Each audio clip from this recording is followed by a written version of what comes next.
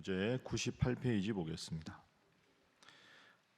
바울은 교회 내 신분에 관하여 조언합니다. 그리고 바울은 교회 지도자들에게 거짓 가르침에 대한 경고를 다시 한번 강조합니다.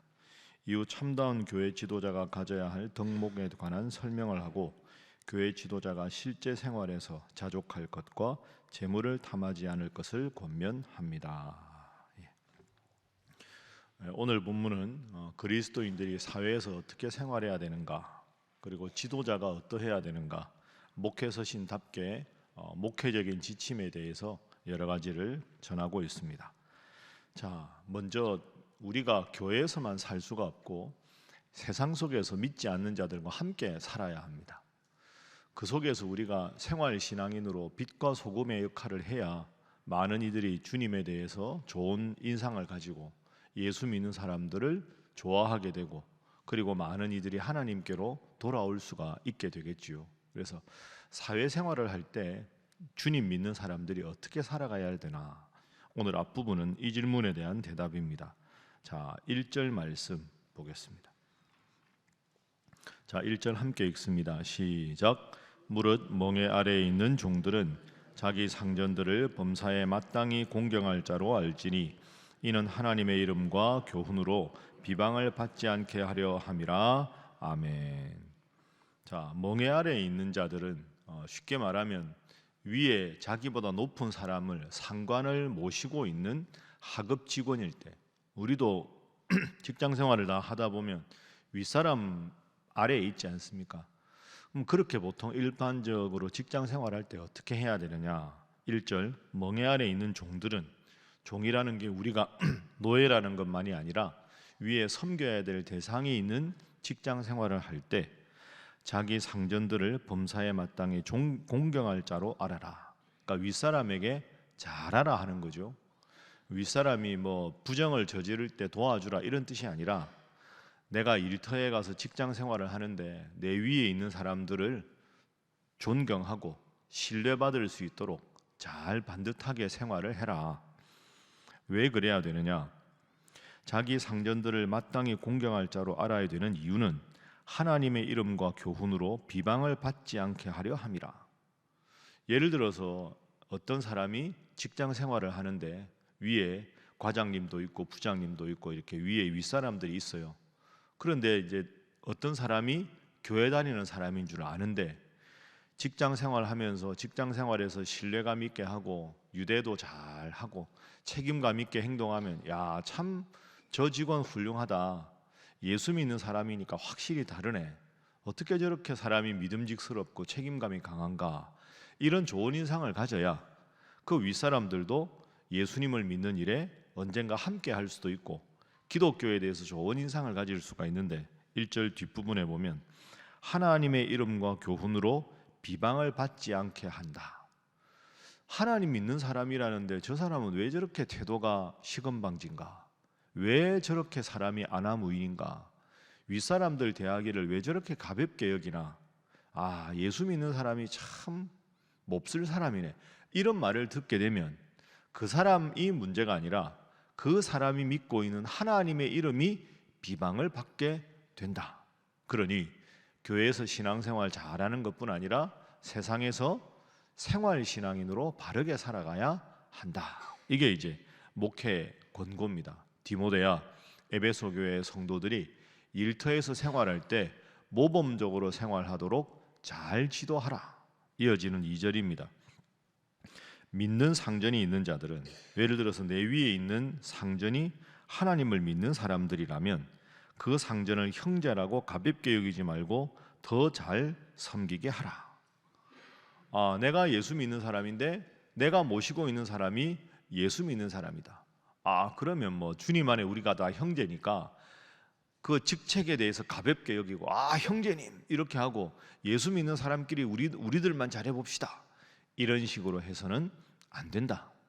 교회는 교회고 직장에서는 직장의 규율과 직장의 질서가 있는데, 2절, 믿는 상전이 있다고 해서 그 상전을 부장님, 과장님 하고 권위를 존중하지 않고 형제라고 가볍게 여기지 말아라.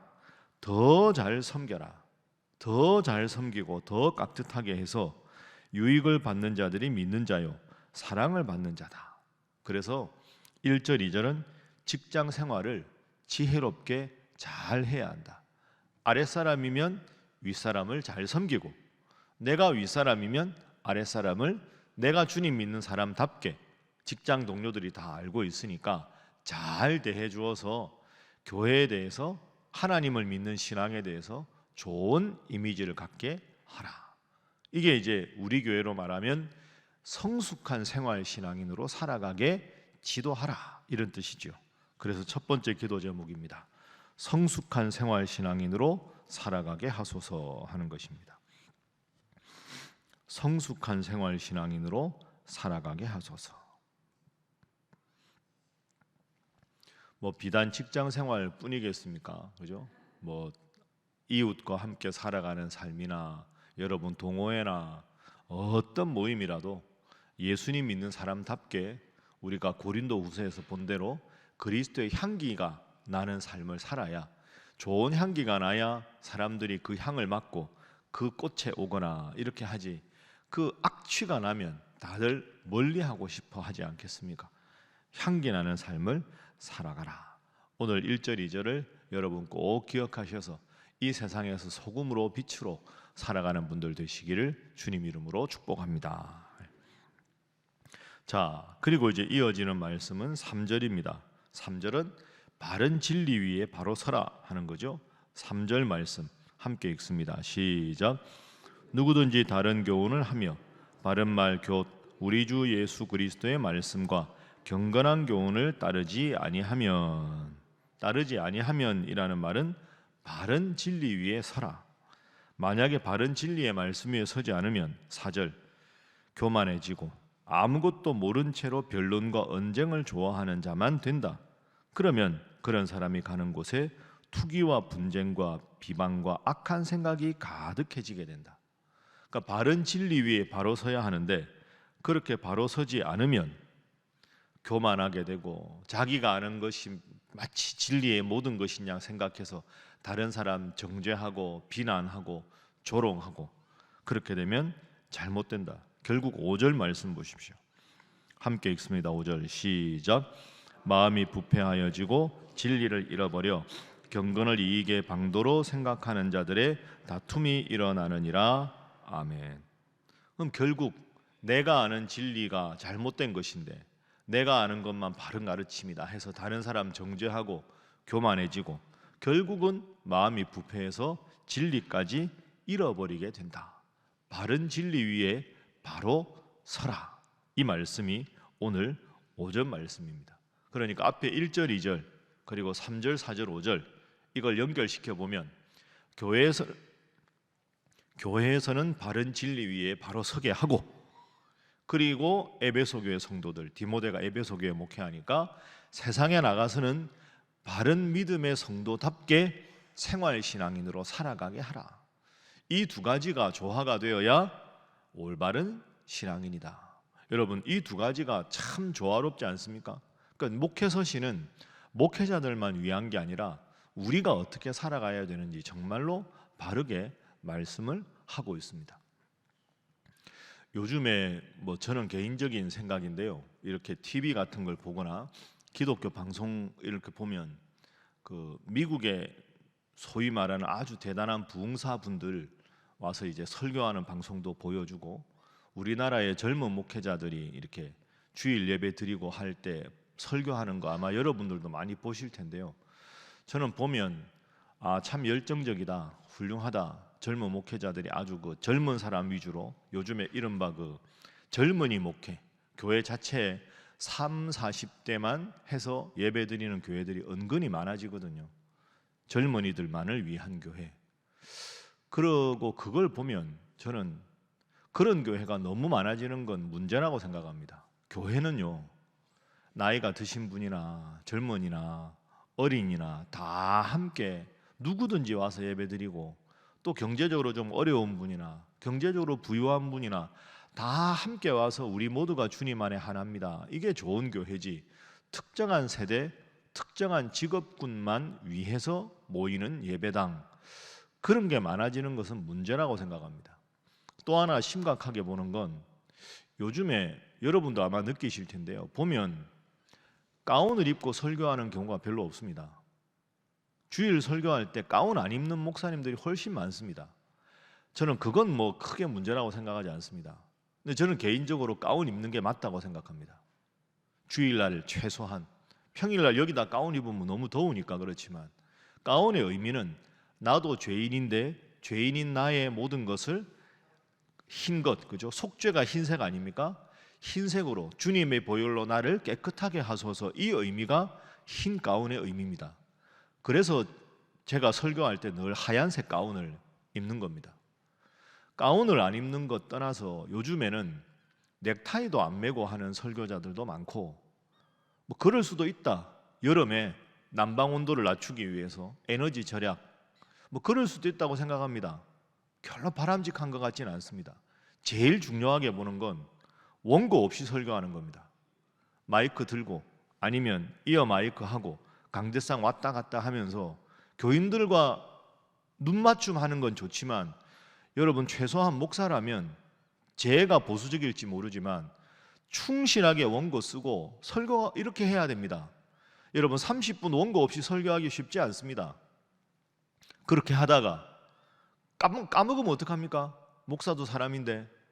그리고 하다가 저도 사실 원고 없이 설교할 수 있습니다. 개요만 딱 써서 하면. 그런데 문제가 뭐냐? 우리 교회 교인이 주일날 1,700~800명 정도 오시는데 제가 문장 하나하나 단어 하나하나 완벽하게 기억할 수 없지 않습니까? 그렇다고 원고만 보고 설교하면 여러분들하고 거리감이 느껴집니다. 원고만 보면 여러분이 졸립니다. 그러니까 원고도 봐야 하고 여러분도 봐야 하고. 그런데 이게 원고를 다 외웠다 생각하고 하다가 중간에 중요한 부분을 잊어버리거나 주제만 기억하면 나도 모르게 일반적인 용어가 가볍게 나오는 경우가 있습니다. 그런 용어에 상처받는 교인들이 있습니다. 그래서 원고 쓰는 겁니다. 내가 설교할 때 이 원고에 이 단어를 쓰면 이런 예를 들면 상처받는 분이 있겠구나. 그 예배 은혜 받으러 왔다가 상처받는 교인이 있으면 안 됩니다. 고지식할 정도로 매번 못해도 주일 설교할 때 원고 쓰고, 우리 부목사님들도 원고 쓰고 원고도 보고 여러분도 보고, 그게 맞는 겁니다.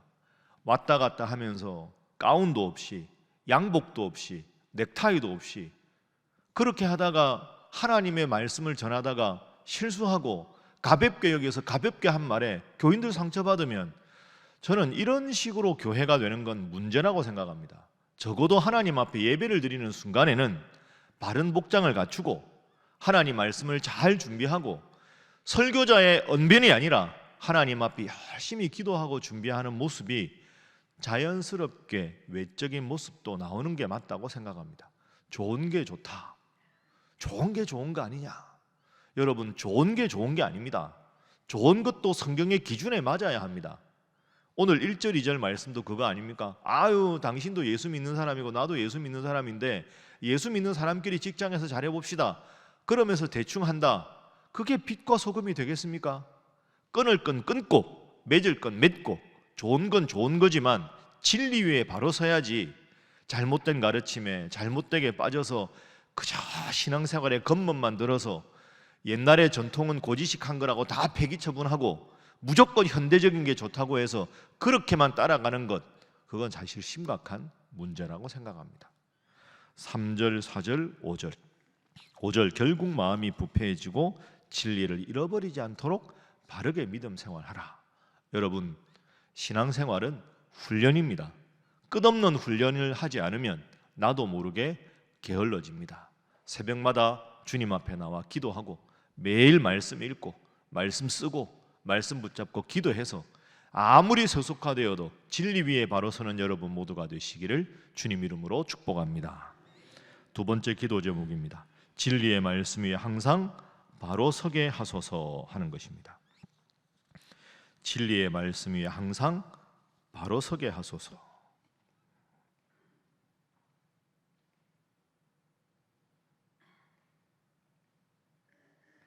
그리고 마지막 세 번째 교훈입니다.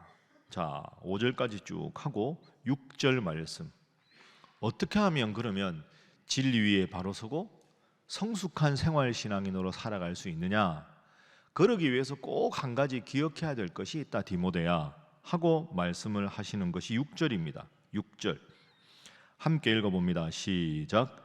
그러나 자족하는 마음이 있으면 경건은 큰 유익이 되느니라. 아멘.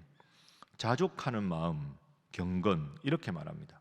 그러니까 여러분, 그러니까 여기서 자족하는 마음은 그냥 뭐 없어도 없는 대로 살아라 이런 소극적인 의미가 아니고요. 3절, 4절, 5절 다른 교훈에 빠지지 말고 자족하라, 이 말은 하나님을 믿는 믿음 하나로 감사하며 살아가라, 이게 자족입니다.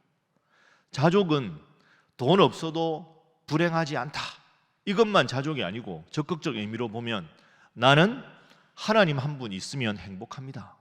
나는 이 말씀만 읽어도 그저 감사합니다. 이 마음이 자족이고 이 마음이 경건인데, 말씀만으로 부족하다 생각해서 잘못된 가르침에 기웃기웃하다가 잘못된 가르침에 빠져서도 안 되고, 그리고 생활신앙인으로 바르게 살아가야 되는데 생활 속에 원망만 하고 더 많이 누리는 사람 부러워만 하고 살아가고, 그러다 보니까 하나님을 향해서 원망하고, 그렇게 살아가지 말아라. 성도들을 가르칠 때 자족하는 마음, 주님 한 분만으로 만족합니다. 그것이 경건이다. 그래서 6절 자족하는 마음이 있어야 경건이 큰 유익이 된다. 우리가 세상에 아무것도 가지고 온 것이 없으니 또한 세상에 아무것도 가져가지 않고 다 두고 갈 것인데 먹을 것 입을 것이 있은즉 예수 이름만 있으면 되니 족한 줄을 알게 가르쳐라. 9절 너무 돈 많이 벌고 부하려고 하는 자들은 시험 들고 올무가 생기고 여러 가지 어리석고 해로운 욕심에 떨어질 수밖에 없다. 조금만 더 하다가 예배도 소홀히 여기고 말씀 읽는 것도 소홀히 여기고 돈만 좋아하다 보면 교인들이 결국은 부패하고 떨어지게 된다. 디모데야, 하나님 한 분만으로 만족하는 삶을 살도록 목회 최선의 집중을 하라. 결국 10절 정말로 핵심적인 말씀을 합니다. 10절 함께 읽어봅니다. 시작. 돈을 사랑함이 일만하게 뿌리가 되나니 이것을 탐하는 자들은 미혹을 받아 믿음에서 떠나 많은 근심으로써 자기를 찔렀도다. 아멘. 자족하라. 하나님 한 분만으로 만족하게 하라. 9절 너무 부하려고 하는 마음을 경계시켜라. 그렇지 않으면 이유가 뭐냐? 10절 돈을 사랑함이 일만하게 뿌리가 된다. 여러분, 돈은 필요합니다. 성경은 돈을 나쁜 것이라고 결코 말하지 않습니다. 여러분, 새벽기도 끝나고 아침 드시고 일터에서 일하시는 분들 열심히 일하십시오. 열심히 일해서 보너스도 받으시고 열심히 일해서 성과급도 받으시고 월급도 더 많이 받으십시오. 열심히 일해서 정당한 대가를 취하는 건 참 좋은 일입니다. 돈이 많아지는 것 나쁜 일이 결코 아닙니다. 그런데 오늘 본문은 뭐라고 합니까? 돈은 필요한데 돈을 사랑하는 것. 오늘 전체 맥락은 뭘까요? 하나님 말씀으로 자족해야 되는데 하나님보다 돈이 더 중요해서 주일 빠지는 것도 당연해지고 예배 소홀히 여기는 것도 당연해지고, 그러면 돈만 주님보다 더 돈을 사랑하면 모든 것에 돈 위주로 생각하잖아요. 아깝다, 더 벌어야 되는데. 그 탐욕이 내 마음에 가득하게 되면 모든 악의 뿌리가 된다. 여러분, 뿌리가 중요합니다. 돈을 사랑하는 게 열매가 아니고요, 뿌리입니다. 뿌리. 하나님보다 돈을 좋아하게 되면 모든 악한 마음의 뿌리가 탁 돈이 돼서 모든 걸 돈으로만 생각하게 되면 그것이 내 마음에 탐욕으로 가득하게 된다. 일만하게 뿌리가 돼서 결과적으로 돈을 사랑하던 많은 사람들이 미혹을 받아 믿음에서 떠나게 되었다. 하나님보다 돈을 사랑해서 믿음에서 떠나는 성도가 생기지 않도록 꼭 기도하고 목회적으로 잘 권면하라. 세 번째 기도 제목입니다. 돈을 너무 사랑하지 말게 하소서 하는 것입니다. 돈을 너무 사랑하지 말게 하소서. 여러분, 특별히 이 디모데가 당시 목회하는 에베소는 큰 도시였습니다. 엄청나게 큰 도시였거든요. 그리고 그 도시 중앙에 아르테미스 여신을 섬기는 신전이 있었습니다. 큰 도시고 여신을 섬기는 세속화된 신전이 있고, 그러다 보니까 무역이 발달하고 상업이 발달하고 이러다 보니까 막 돈 버는 사람도 많고 욕심 부리는 사람도 많고, 요즘 우리말로 하면 초호화로운 생활을 하는 사람들이 그 어느 도시보다 많습니다. 왜? 너무너무 큰 도시니까. 그 사람들이 신앙생활 하다가 그렇게 크게 부자로 사는 사람, 어리어리한 집에 사는 사람들 보니까 와, 나도 저런 데 살고 싶다.